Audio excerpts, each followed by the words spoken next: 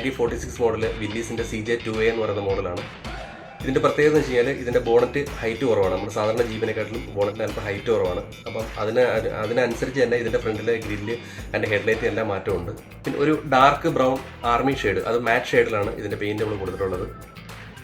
ഒരു കസ്റ്റമൈസ്ഡ് വീൽസാണ് ഇതിനുള്ളത്. പിന്നെ ഇവിടെ ഫ്രണ്ടിൽ ഒരു ആൻറ്റിന കൊടുത്തിട്ടുണ്ട്.